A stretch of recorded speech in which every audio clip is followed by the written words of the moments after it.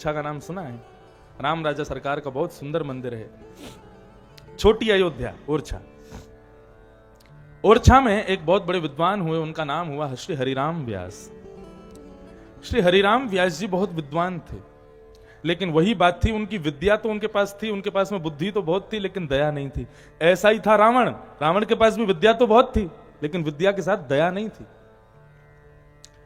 तो श्री हरिराम व्यास जी क्या करते थे कि वो नगर में जाते थे, जैसे कि मानो खंडवा आए तो खंडवा में पूछते थे, भाई यहाँ पे कोई ब्राह्मण रहते हैं? बोले हाँ रहते हैं। विद्वान ब्राह्मण कहाँ हैं? बोले वो विद्वान ब्राह्मण हैं। तो उनको पत्र लिखते थे, यदि तुम विद्वान हो तो आकर के मुझसे शास्त्रार्थ करो, मुझसे जीत के दिखाओ। ब्राह्मण आते थे और विद्वान तो बहुत थे, वो अपनी विद्या से उसको परास्त कर देते, रुला देते। ब्राह्मण का हृदय टूट जाता, बेचारा रोने लग जाता, तब जाकर के शांत होते। ऐसी उनकी स्थिति थी। तो एक बार श्री हरिराम व्यास जी सब जगह सब ब्राह्मणों को हराते हराते पहुंच गए। कहां? बनारस, वाराणसी, जहां के ब्राह्मण पूरे विश्व में प्रसिद्ध हैं। ब्राह्मण जब पता चला ब्राह्मणों को हरिराम व्यास जी आए हैं, उन्होंने चुनौती की है, बनारस के ब्राह्मण आके मुझसे शास्त्रार्थ करो, तो सभी ब्राह्मण समझ गए कि भैया इनसे हारना हमारा सुनिश्चित है, और यदि काशी के विद्वान इनसे हार गए तो पूरे नगर में यह बात फैल जाएगी, भैया हरिराम व्यास जी ही श्रेष्ठ हैं, काशी के विद्वान भी उनके आगे कुछ नहीं है, काशी का नाम मिट्टी में मिल जाएगा। काशी के ठाकुर जी, काशी के राजा, काशी विश्वनाथ भगवान के पास सब ब्राह्मण गए और सबने जाके उनसे प्रार्थना की कि महाराज जी हरिराम व्यास जी को आप कैसे भी करके शांत करो। प्रार्थना की तो महाराज काशी विश्वनाथ भगवान ही एक दीनहीन से ब्राह्मण बन गए, और दीनहीन से ब्राह्मण बनकर के पहुंचे हरिराम व्यास जी जहां रुके थे। सेवकों ने पूछा, भैया कौन? बोले हम काशी के ब्राह्मण हैं, वो हरिराम व्यास जी का पत्र आया था तो मिलने आए हैं। अच्छा विद्वान हो, शास्त्रार्थ के लिए आए हो? शंकर जी कुछ नहीं बोले, बस खड़े रहे। बोले अब हम शास्त्री नहीं जानते, अर्थ क्या करेंगे, हम तो कुछ पूछने आए हैं हरिराम व्यास जी से। सबने कहा, बोले महाराज एक ब्राह्मण आया, उसने कोशिश की है आपके सामने खड़े होने की, नहीं तो काशी के विद्वान तो आ ही नहीं रहे। हरिराम व्यास जी उठ के बैठ गए, बोले बुलाओ, शास्त्रार्थ करेंगे। आकर के सामने जैसे ही बैठे भगवान शिव, उन्होंने आकर के प्रणाम किया। हरिराम व्यास जी बोले कि आइए, किस विषय पर शास्त्रार्थ होगा? बोले विषय पर शास्त्रार्थ तो मैं क्या ही करूं, मेरे तो एक प्रश्न है, मैं वो पूछने आया हूं। बोले क्या प्रश्न है आपका? बोले मेरा प्रश्न है कि विवेक किसको कहते हैं? हरिराम व्यास जी मुस्कुराने लगे, बोले आप ये क्या पूछ रहे हैं मुझसे?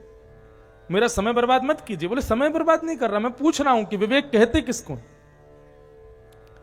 हरिराम व्यास जी बोले सद असद का ज्ञान होना यही विवेक है, इसी को विवेक कहते हैं। शंकर जी बोले अरे आपने तो बिल्कुल मेरे आंख खोल दी, आपने तो ऐसा उत्तर दिया कि महाराज मैं तो आनंदित हो गया। हरिराम व्यास जी बोले मजाक मत करो, क्या तुम्हारी बात है, तुम क्या कहना चाहते हो, साफ साफ स्पष्ट कहो। बोले मैं ये पूछना चाहता हूं कि जब आप जानते हो कि विवेक क्या है, सद असद का ज्ञान होना ही विवेक है, तो इस प्रकार विद्वान बन के ब्राह्मणों को हराना, उनको रुलाना, उनके हृदय को ठेस पहुंचाना, क्या ये विवेक है? क्या इसीलिए आप विद्वान बने थे कि आप पूरे भारतवर्ष के केवल ब्राह्मणों को हराते रहो पूरे दिन? क्या इसी के लिए आपका जन्म हुआ था? क्या इसी के लिए विद्या प्राप्त करने गुरुकुल पढ़ने गए थे कि ब्राह्मणों को हराना है? आपने अपनी विद्या से किसका उपकार किया ये बताइए। आप सबका अपकार करते रहते हैं, क्या यही विवेक है आपका? ऐसी सुनाई महाराज भगवान शिव ने।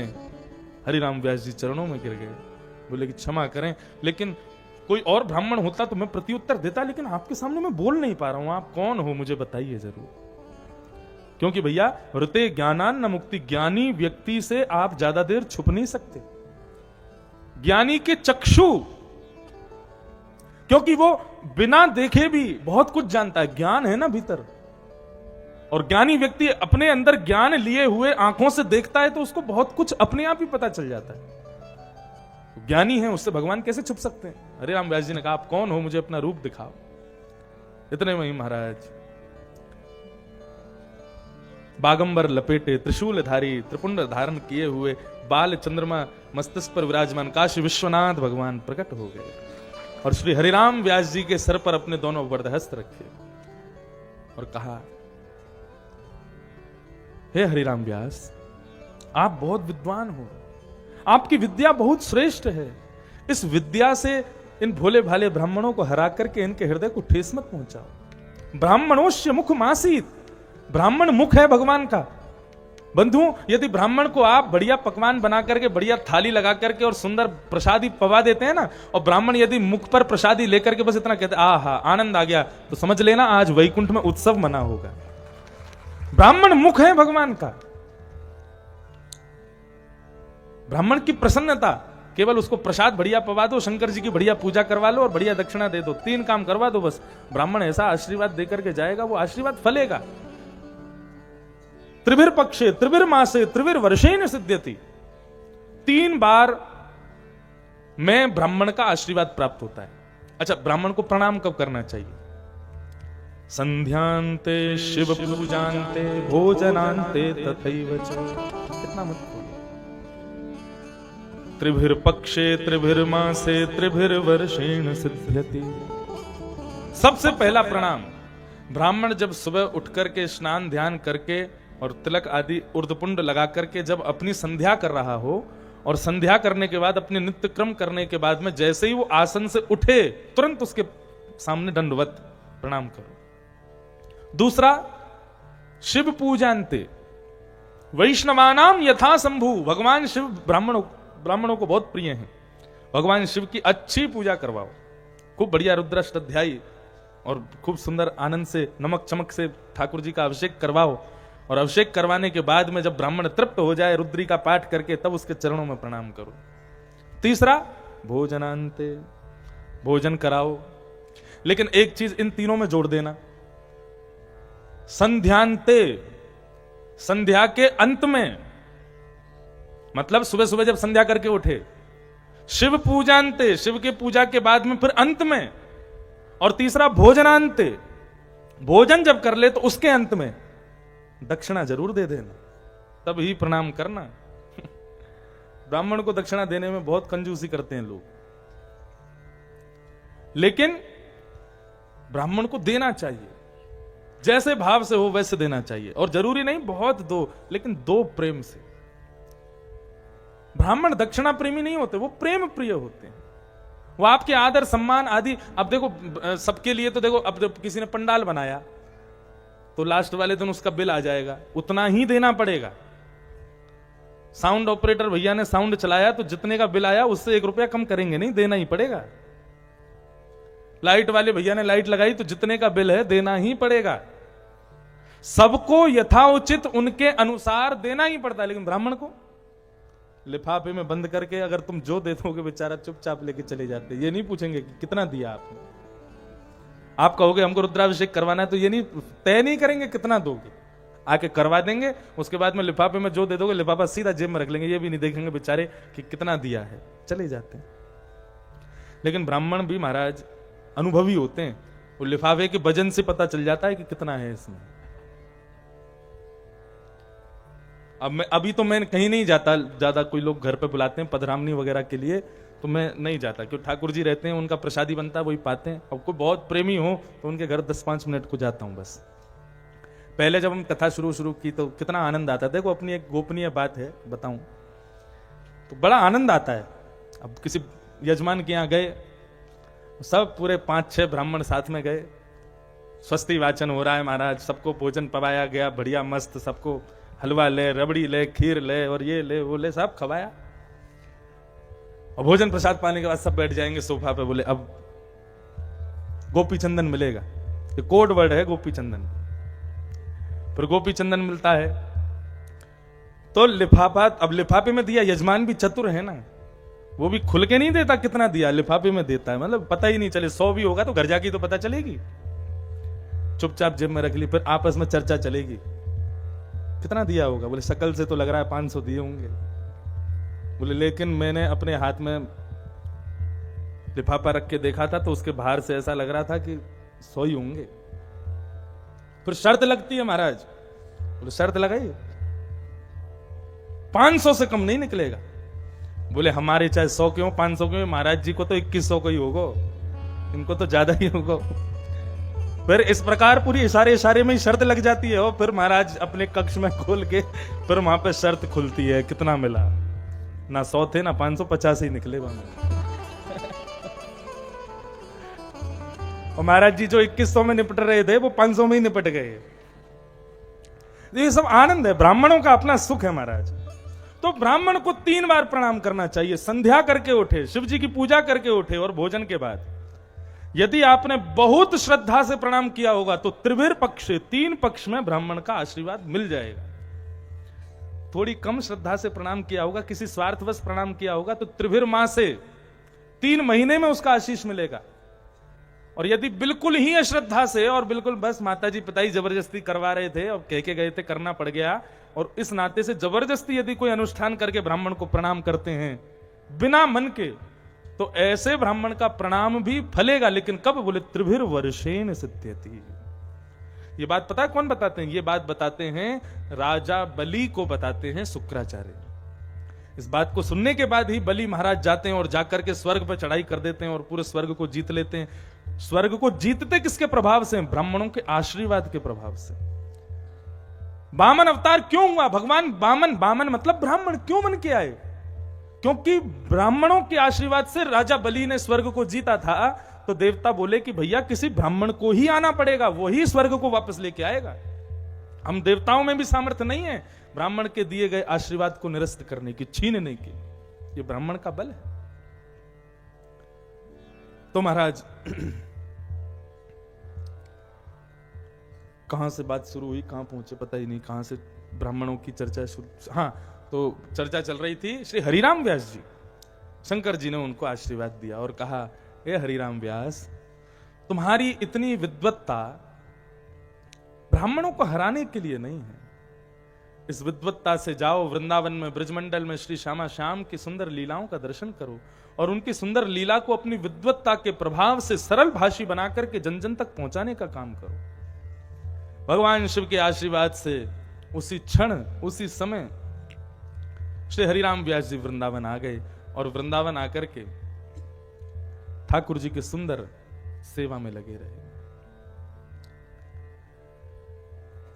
तो विद्या के साथ में दया का होना बहुत जरूरी है। नहीं तो विद्या के द्वारा आप विवाद करोगे, संवाद नहीं करोगे। विद्या में दया होगी तो संवाद होता है, और विद्या में यदि दया नहीं होगी तो विवाद होता है, तर्क होता है। तो बुद्धि के साथ में भी दया होनी चाहिए। मतलब नकुल के साथ में द्रौपदी और सहदेव यानी कि स्वरूप, सुंदर स्वरूप के साथ भी दया होनी चाहिए। नहीं तो रूप का अभिमान हो जाएगा, अहंकार हो जाएगा, अपने आगे किसी को इंसान ही नहीं समझोगे। इसलिए रूप का अभिमान नहीं। 5 पांडव हैं, युधिष्ठिर, अर्जुन, भीम, नकुल, सहदेव। धर्म, मन, बल, बुद्धि और स्वरूप, इन 5 के साथ में दया यानी कि द्रौपदी होनी चाहिए। यदि अपने अंदर ये 5 गुण हैं, इनके साथ में दया है, तो निश्चित रूप से आपके जीवन रूपी रथ के सारथी योगेश्वर कृष्ण बने ही जाएंगे और महाभारत का युद्ध आपको पार करवा देंगे। पता भी नहीं चलेगा कब कब में युद्ध पार हो जाए।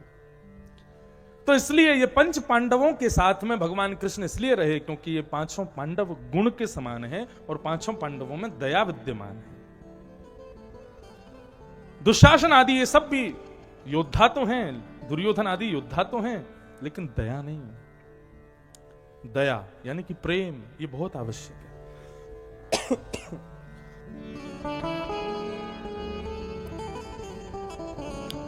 भगवान ने 5 पांडवों का रक्षण किया।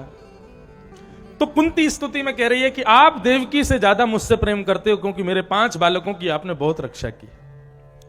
लेकिन प्रभु मैं आपसे एक बात कहना चाहती हूं। क्या? त्वयैव नाथेन मुहुर्विपद्गणा। ये एक शब्द त्वयैव नाथेन, कुंती कह रही है कि प्रभु केवल आप ही मेरे नाथ हो और कोई मेरा नहीं है। हम सब क्या कहते हैं? प्रभु आप हमारे हो, प्रभु आप हमारे हो। लेकिन कुंती कह रही है केवल आप ही हमारे हो और कोई अपना है ही नहीं इस संसार में, केवल आप ही मेरे हो।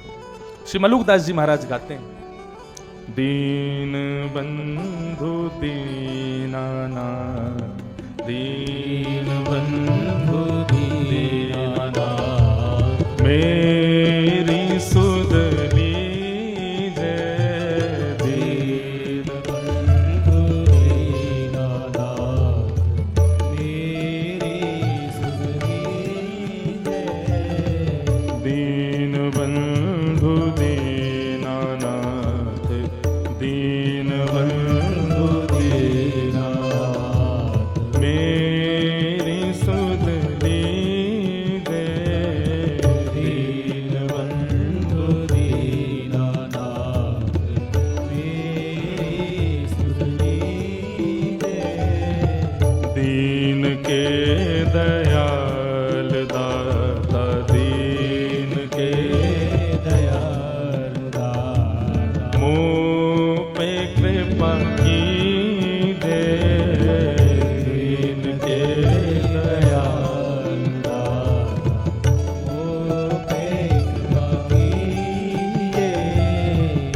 भाई नाही बंधु नाही कुटुंब कबीलो नाही भाई नाही बंधु नाही कुटुंब कबीलो नाही शब्द सुनिए भाई नाही बंधु नाही कुटुंब कबीलो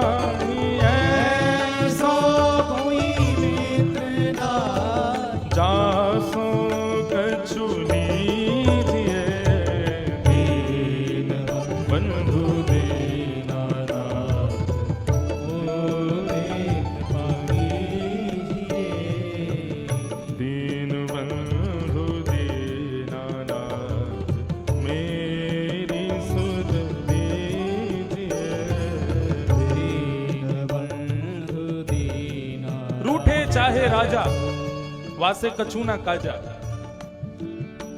रूठे चाहे भाई वासे कछु ना भलाई, रूठे चाहे सत्र और मित्र आठों याम, एक तेरे चरणन के नेह को निभाइए।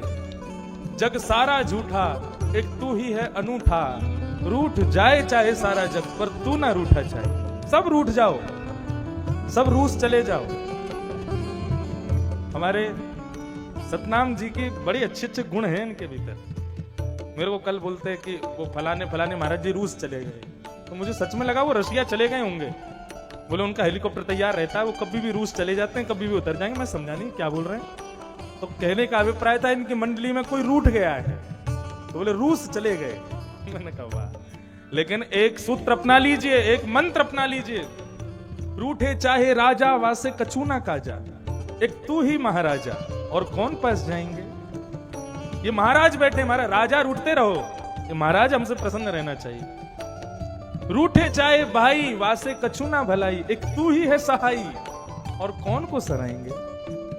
रूठे चाहे शत्रु और मित्र आठों याम, एक तेरे चरणन के नेह को निभाएंगे। जग सारा झूठा स्वार्थ लाग करही सब प्रीति, जग सारा झूठा एक तू ही है अनूठा, रूठ जाए चाहे सारा जग पर तू ना रूठा चाहिए। आप मत रूठो हमसे।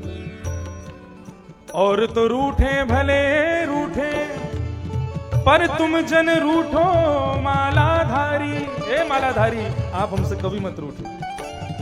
अगर ये रूठ गए ना तो जीवन धिक्कार है महाराज। भगवान हमसे रूठ गए तो जीते जी हमको हमारी आत्महत्या ही है वो। पर जी ही क्यों रहे हम जब ठाकुर जी रूठ गए तो। लेकिन हम लोग प्रत्येक दिन सुबह उठ रहे हैं, आज का दिन भी देख रहे हैं, तो इसका मतलब ये ठाकुर जी रूठे नहीं है। रूठ गए होते तो रात में सोए थे, सुबह उठते ही नहीं।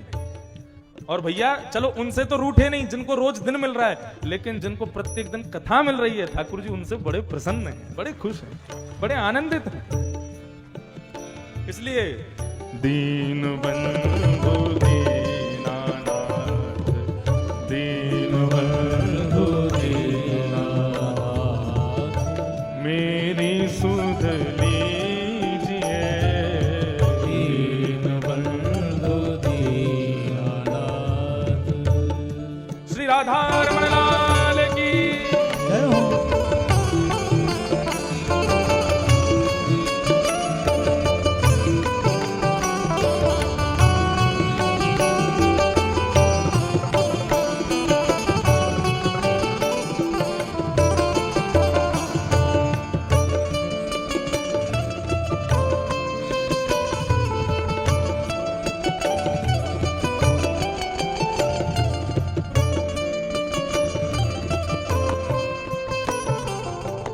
खेती नाही बाड़ी नाही, विणज व्यापार नाही। खेती नाही बाड़ी नाही, विणज व्यापार नाही। ऐसो कोई सेठ सेठ नाही है, ऐसो कोई सेठ ना, ऐसो कोई सेठ नाही है, ऐसो कोई सेठ ना, जासे कछु लीजिए दीन बंधु दीनानाथ, मेरी सुध लीजिए दीन बंधु दीनानाथ, मेरी सुध लीजिए दीन बंधु दीनानाथ। और कहता मलूक दास छोड़ दे वीरानी आश, कहता मलूक दास छोड़ दे वीरानी आशा ही परमम दुखम, निराशा ही परमम सुखम। सबसे ज्यादा दुख का कारण क्या है? Expectations always hurts. किसी से आशाएं रखोगे दुखी रहोगे। आशा किसी से मत रखो, और इस निराशा जगत से तो बिल्कुल ही मत रखो। आशा किसी से मत रखो। राम जी के अलावा सबसे सारी आशा छोड़ दे। नाता एक राम जी से, दूजा नाता छोड़ दे। देखो नाते तो नहीं छोड़े जा सकते, पत्नी बच्चे परिवार सब निभाने पड़ेंगे, लेकिन सुखी रहना ना जीवन में, ना बेटा से आशा करो, ना बेटी से आशा, ना पत्नी से आशा, और बताएं खुद से भी आशा मत रखो, केवल अपने ठाकुर जी से आशा रखो। कल जब जगन्नाथपुरी का बहुत ज्यादा विचलित हो रहा था ना, क्या करें क्या ना करें, कुछ समझ नहीं आ रहा था, मेरे पे तो एक ही तरीका, अपने लाल जी से पूछते हैं, उनका उत्सव है तुम ही बताओ। 2 पर्ची बनाई, दोनों पर्ची में लिखा, एक में श्री जगन्नाथ धाम, एक में श्री वृंदावन धाम। सारे ब्राह्मणों को बुलाया। श्रीमद् भागवत में जितने भी प्रार्थना पक्ष के श्लोक हैं, पर्ची ठाकुर जी के सामने रख के और प्रार्थना पक्ष के सारे श्लोक गाए। ठाकुर जी देखो आपका उत्सव है, आपको कराना है। कोविड महामारी चल रही है, लोग इतनी दूर दूर से आएंगे, किसी एक को भी यदि कुछ हो गया ना, पूरे उत्सव में जाएगी लाज तुम्हारी। सब यूं कहेंगे गिरधर लाल जी के उत्सव में ऐसा हो गया। मैंने इसलिए ठाकुर जी सोच समझ के जरा आप ही निर्णय बताओ क्या करें। जैसी पर्ची डाली ना, एक पर्ची अपने आप ही पता नहीं कहां माला वाला के नीचे जाके छुप गई, और एक पर्ची बिल्कुल चरणों के सामने। सब ब्राह्मण थे साथ में, और जैसी पर्ची उठाई तो नाम आया श्री वृंदावन। ठाकुर जी बोले बाहर छोड़ो, अपने घर में ही उत्सव करेंगे। बस उसी समय अब लाखों रुपया जगन्नाथपुरी में लग गया, सब छोड़ो, अब ठाकुर जी नहीं चाह रहे तो अब नहीं जाएंगे, अब तो वृंदावन। अब कैसे नियम रखा हमने, 8 को यहाँ कथा पूरी करेंगे, 9 को हमारी फ्लाइट है इंदौर से जाएंगे जगन्नाथपुरी। लाल जी साथ में जाएंगे, जगन्नाथ भगवान को प्रणाम करेंगे, और उत्सव की ध्वजा जगन्नाथ भगवान के चरणों से छुपा के एक रात जगन्नाथपुरी में लाल जी निवास करेंगे। 10 तारीख को श्रीधाम वृंदावन में उत्सव की ध्वजा लेके आएंगे, 11 तारीख से वृंदावन को ही जगन्नाथ बनाएंगे। तो आशा दुनिया से छोड़ो, ठाकुर जी से आशा रखो। कहता मलूक दास छोड़ दे वीरानी आश, कहता मलूक दास छोड़ दे वीरानी आश, साचो नाम तेरो दाता, साचो नाम तेरो दास, साचो नाम तेरो दाता, साचो नाम तेरो दाता, और किसको लीजिए दीन बंधु दीनानाथ, मेरी सुध लीजिए दीन बंधु दीनानाथ, मेरी सुध लीजिए दीन बंधु दीनानाथ, दीन बंधु दीनानाथ, दीन बंधु दीनानाथ।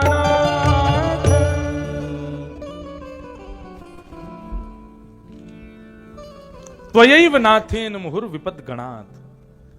कुंती की स्तुति में सबसे श्रेष्ठ बात यह है, वो कहती है भगवान आप मेरे हो, ऐसा नहीं, आप ही केवल मेरे हो और कोई मेरा नहीं है। श्रेष्ठ बात है ये। कुंती ने भगवान की स्तुति गाई, भगवान ने कुंती जी के ऊपर कृपा की और फिर भगवान कहने लगे अब हम द्वारिका जाएं, अब तो सब ठीक हो गया, उत्तरा का गर्भस्थ शिशु भी बच गया, पांडव सब हस्तिनापुर जीत गए, कुंती बुआ आपने भी अपनी मन की बात कह दी, अब सब कुछ व्यवस्थित है, अब मैं द्वारिका जाऊं। सब सोचने लगे कि हम ठाकुर जी हमसे दूर जा रहे हैं, हम इतने दुखी हो रहे हैं, तो द्वारिका के लोग इनके विरह में कैसे जी रहे होंगे। अब रोकना अच्छा नहीं है, ठाकुर जी जाओ आप। भगवान रथ पर आरूढ़ होके जैसे ही निकलने लगे तो महाराज युधिष्ठिर जी फपक फपक के रोने लगे। ठाकुर जी बोले अब तुमको क्या हो गया। तो युधिष्ठिर जी महाराज कहने लगे बाल द्विजस्महन मित्र पितृ भ्रातृ गुरुद्रुह नमेश्यान निर्यान मोक्षयो यापि वर्षायुतायुतैः।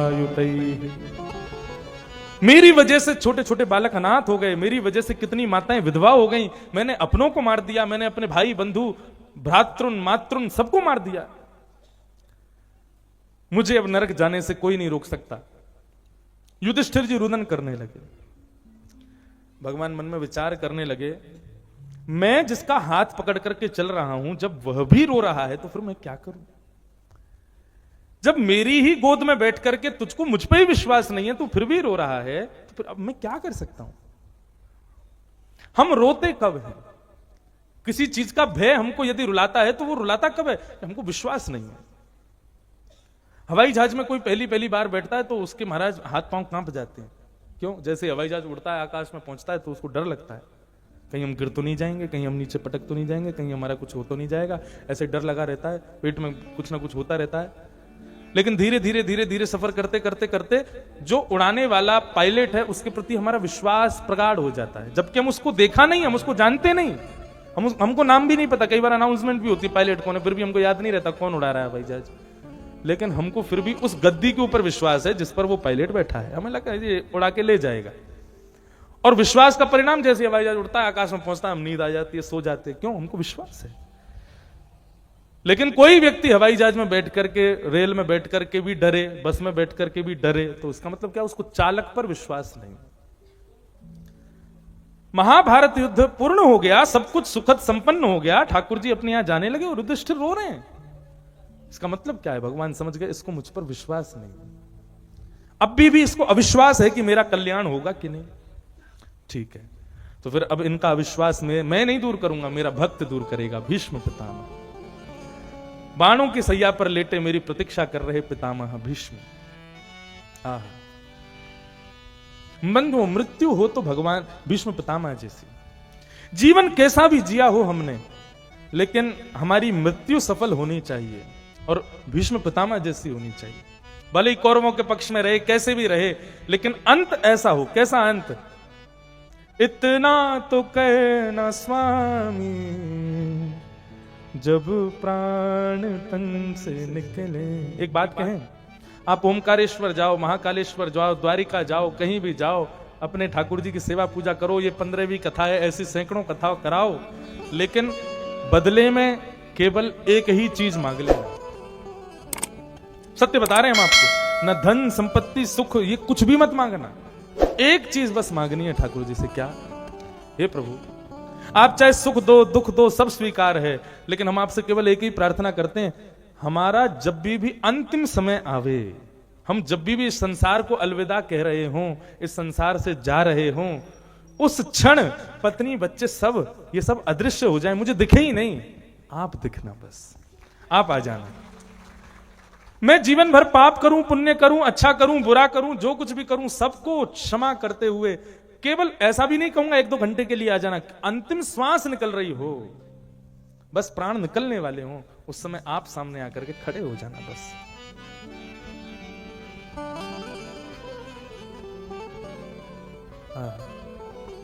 पीतांबरी कसी हो, मुखड़े पे कुछ हंसी हो, छवि मन में ये बसी हो, जब प्राण तन से निकले।